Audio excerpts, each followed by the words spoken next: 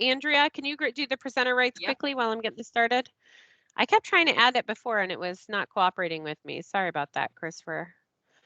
All right, our recording has started. Hello, everybody. It is November 18th. It is Thursday. We are here for Microsoft Office Hours. We're very excited to have a friend from, I'm here local in Georgia, along with Victoria, and Andrea used to be here in Georgia, but we have our friend from Cobb County Schools, Christopher, and he is going to talk to us today about Power Automate because we continue to get questions about Power Automate.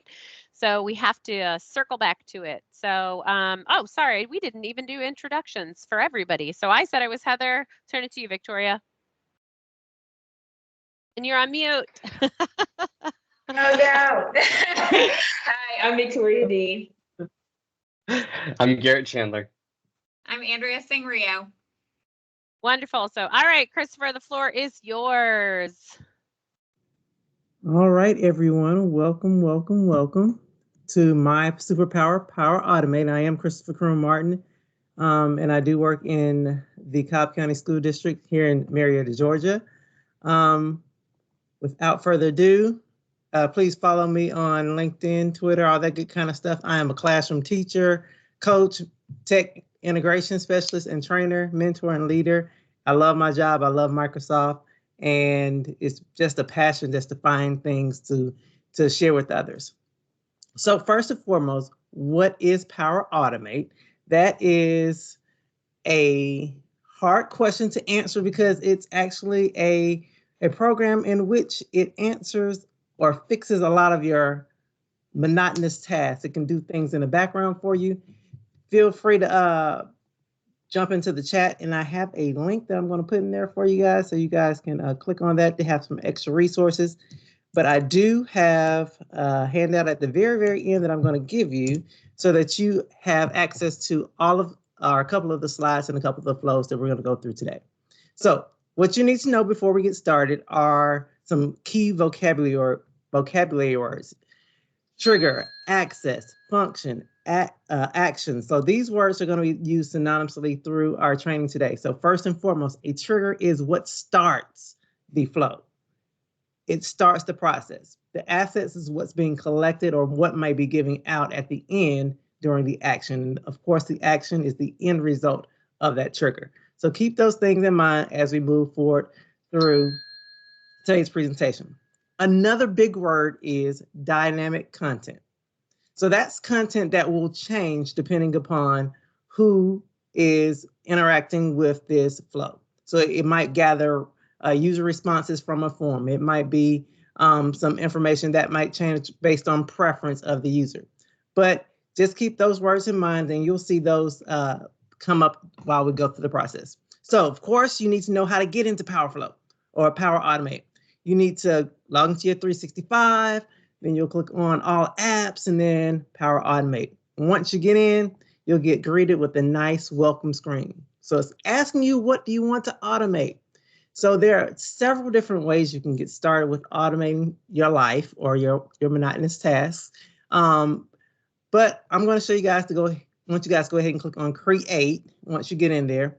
And once you click on Create, you're going to see that there are 3 different ways that you can get started. You can start from a blank slate, and there are a couple of WYSIWYGs that help you through that. You can start from a template, or you can start from a connector. Now, I'll say this about connectors. You may not have access to every single connector that's out there. Some are free, some are premium. So depending on what you're trying to do, you may have to pay to play. But for our purposes today, everything is going to be free. And I will model how to start from blank and also start from a template in our quick time together. So first and foremost, the examples that we're going to talk about really quickly are automatic weekly reminders in Teams. So I'm sure everyone has something that they have to remind their team about every week or throughout the year. So I'll show you how to automate that process for you. And then I'll kind of combine the next 2, notification of a form. When someone completes a form, it lets someone else know. And then also a customized email summary of whatever the person put into that form. And then we'll quickly, if we have time, talk about how to use approval as a trigger to as a trigger from a submission of a form. So without further ado, let's talk about the Flowbot. Flowbots work inside of Teams. It makes the user experience a little bit more fun, if you will, in my opinion. So in our next example, we're going to show how we're posting inside of Teams. And I can either A, post inside of Teams as myself, or I can let the Flowbot be the bearer of bad news for that reminder. So that's a really quick way to change who's delivering the content. And I'll show you how to do that really quickly. So we're going to create this Teams reminder, and I'm going to do a side-by-side on my screen. And once again, we'll click on create. And this one's actually going to start from a blank scheduled cloud flow. So I have a couple of options here at the top. So new flow, and we're going to click a scheduled cloud flow. It's going to give me this nice wizard, and I'm going to go ahead and give it a name. And it's going to be called Submit Academic Newsletter Content. So I want my team to know that this is the title of my flow. I'm the only one that's going to see this right now. So it's going to give me a starting date, let's say today, but I want it to happen, let's say at 5 o'clock. And I want it to repeat every 1 week. So it's going to repeat on the following days once a week. And it is actually Thursday, so I will select Thursday and deselect the rest of the days of the week. Now, just in case you want to change this later, I'm actually doing that backwards. Just in case you want to change this later, you can always edit your flow. I'll go ahead and click create at the bottom. And let me collapse my little menu over here on the side, and it's building my flow. I automatically get a little card here for reoccurrence. And this reoccurrence card, if you click on any card in flow, you get more information about it. You can expand it or collapse it. So I have expanded this card, and I can click edit here. And once again, this is everything I just set up on the previous page. But I do want to draw your attention to the advanced options down here at the bottom. This is where I strongly encourage you to select your time zone. Select your time zone just in case you have people who are visiting your team that are in different time zones. So that's one thing I want to draw your attention to. So the next thing is creating a new step, and we click create new step here, and we can search for post message, and we have post message in a chat or a channel popped up there for us, and we just simply click on that, and this is where we're talking about that Flowbot. So by default right now, it's going to post as the Flowbot, but I could come into the drop down and change it to user, and then it would say Christopher Croom-Martin is the one posting this reminder, but I'm going to leave it on Flowbot. And now it's going to ask me, where do I want to post it? So I'm going to post it inside of a channel, but I do have the option for a chat with a Flowbot or a group chat. So I'm going to go to channel, and now it's going to populate all of my information from all of my teams. So it's looking for my team ID, and I'm going to choose a team here. And then what channel on that team do I want it to populate on as well? I want it to go to Chris's channel. And then the rest is very self-explanatory and very easy to do. You just simply type your message reminder. And then once you click save, you'll get a nice green bar across the top, indicating that it's been saved. And then it's time to test your flow. So if you click test in the upper right-hand corner, you have two options, manual or automatically. Manual is I'm pushing it and making it do it right now based on I may have to start the trigger. This is actually me starting the trigger by clicking manually and clicking test. But if I click automatically, it's going to try to run with a previously created trigger. So if I had already done this before, it could use that particular trigger. I'm going to go ahead and click manually and click test, and it's going to ask me to run the flow, and I'll click run flow. All right, and now it said it's run successfully. Instead of jumping into the team, I do have an example of it right here on the screen. So once again, you have your information that we just filled out in Power Automate. And then at the bottom, you can see exactly what it looks like when that Flowbot posts to that team. It just basically has everything that was in that message box, including hyperlinks and emojis, if you want to do that.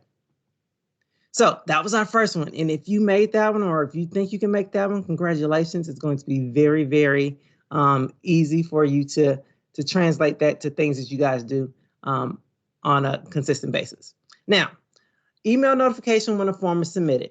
This is a little bit more engaging and a little bit more work, but guess what? It saves you a lot of hassles. I'll give you an example. A teacher uses this one with her students. She is actually having her students do peer edits, and she created a Power Automate. So when the students fill out the peer edit review form, the student who's receiving the feedback, or the person who's receiving the edits on their work by their peer, actually gets an email from the teacher with certain things pulled out of the form that the other student said.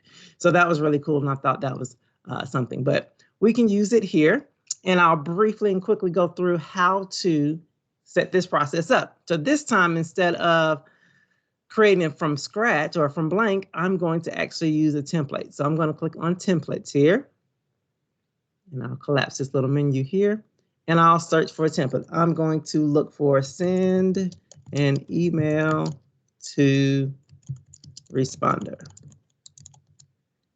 There it is. So this is a template that has been created by the Microsoft Flow community. And if I click on it, I will get this description and landing page. And it's basically saying it's going to use forms, and it's going to use forms and Outlook to do the job for this particular flow. At the bottom, you'll see that this flow will be connected to forms and Outlook 365 for Office. And I'll go ahead and click continue because I have 2 green checks over here.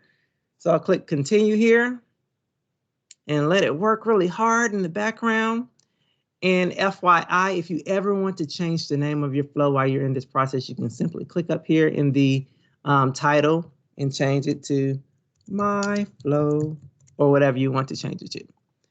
All right, so now, as you can see, we have a little bit different of a view here. We have some cards here, and I like to always start with my cards closed because it just makes my mind feel a little bit better.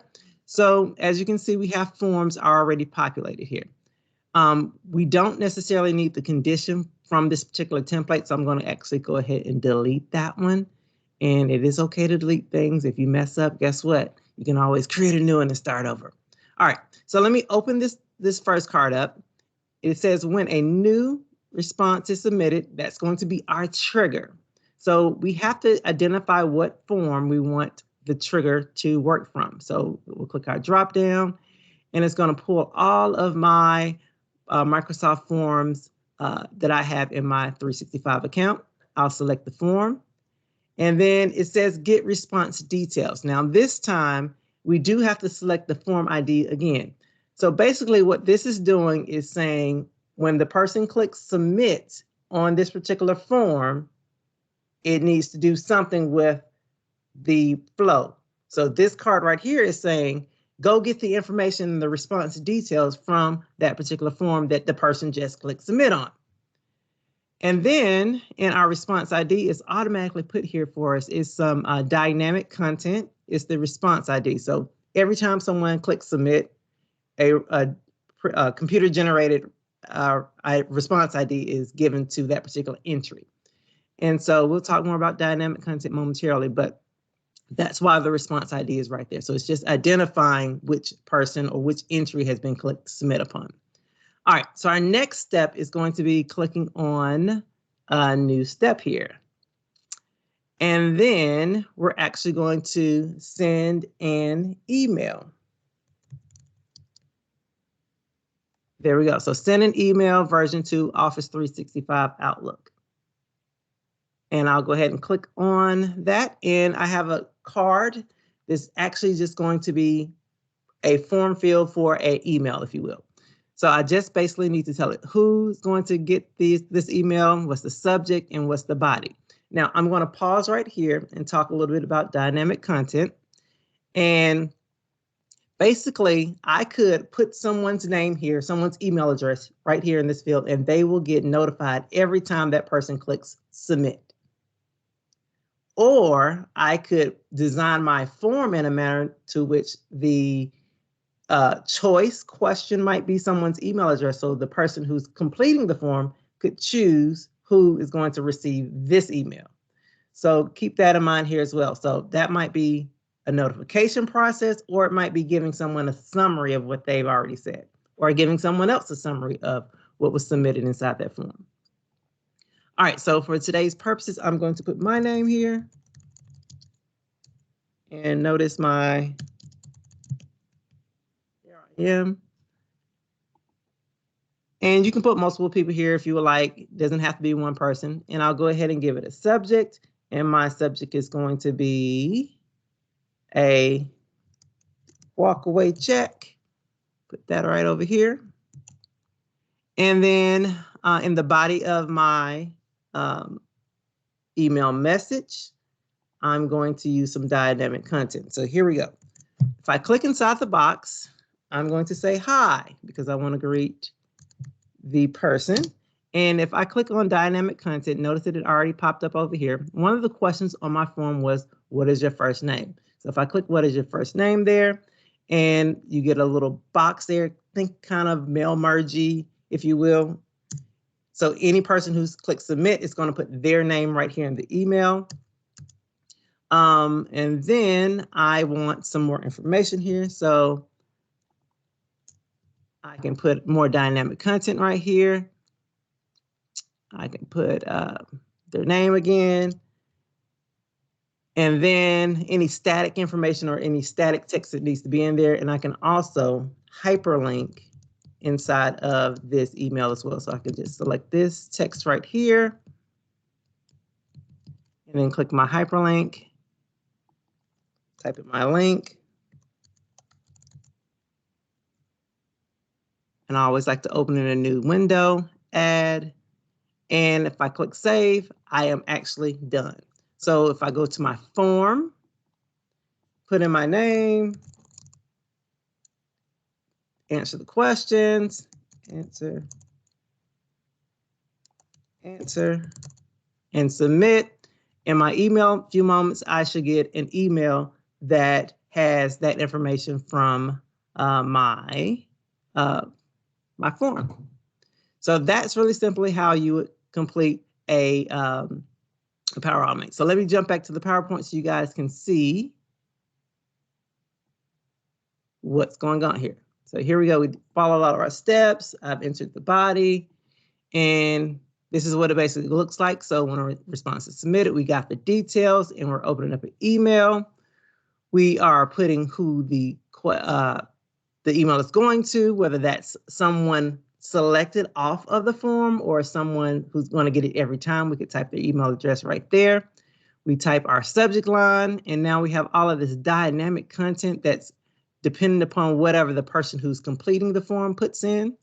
And what happens, here's our card.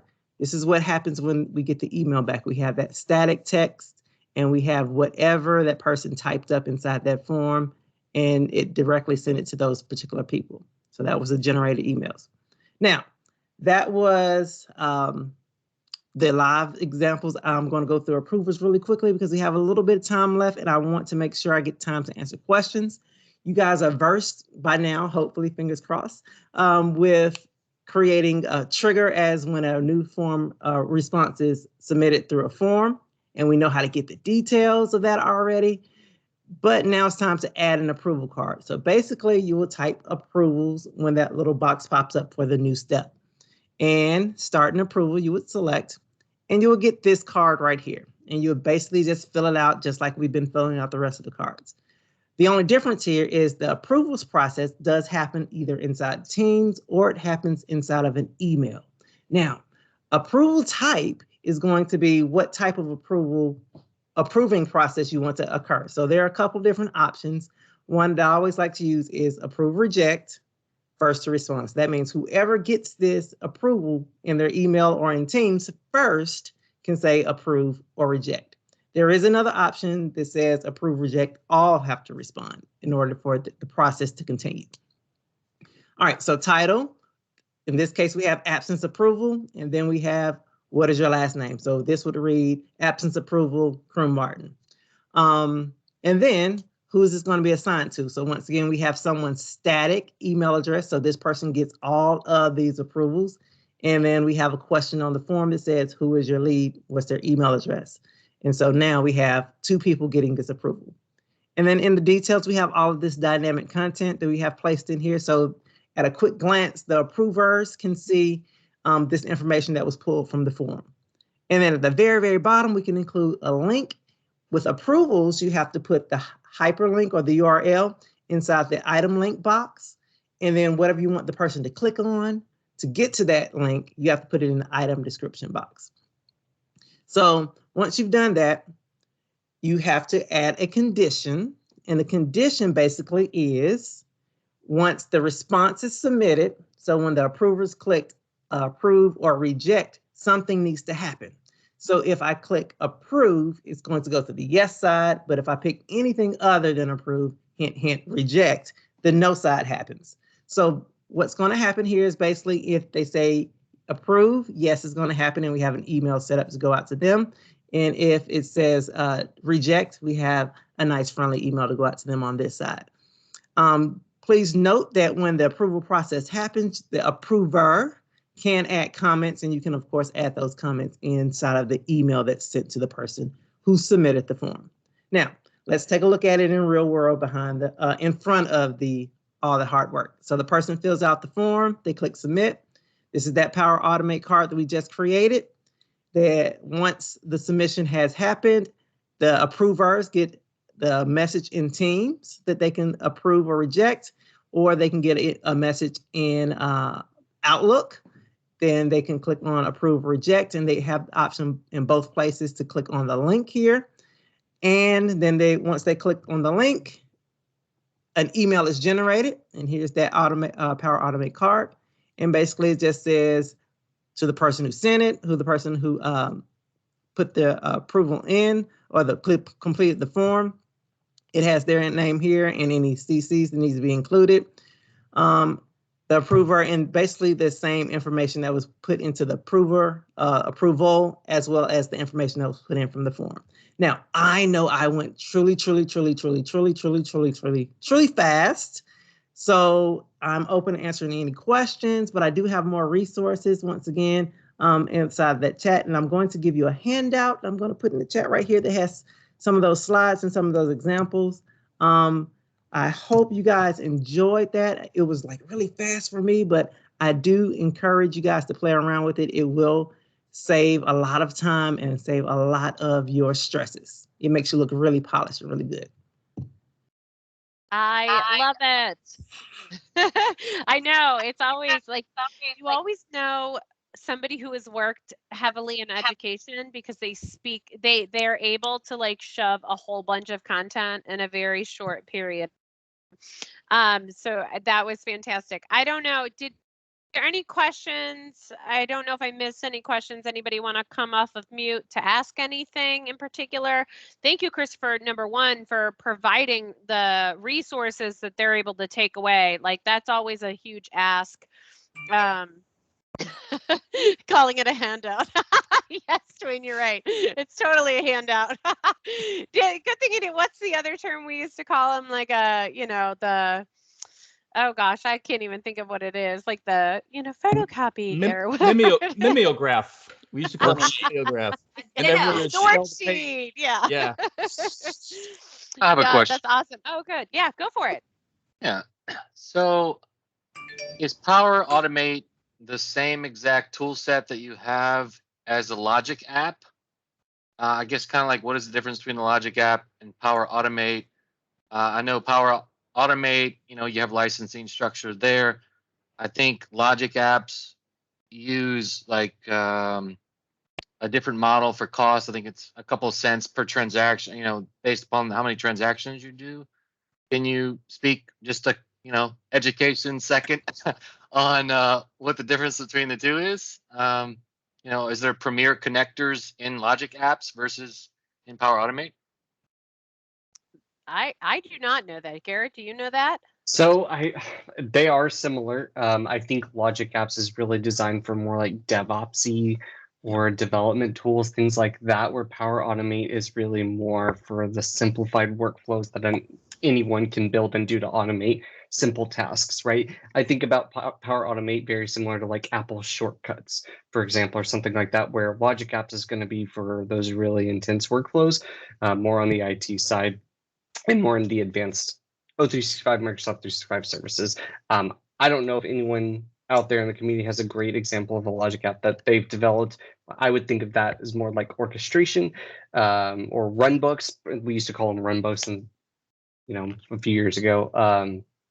That's more for the IT side, more at the development side. Scott's got his hand up. Go for it, Scott.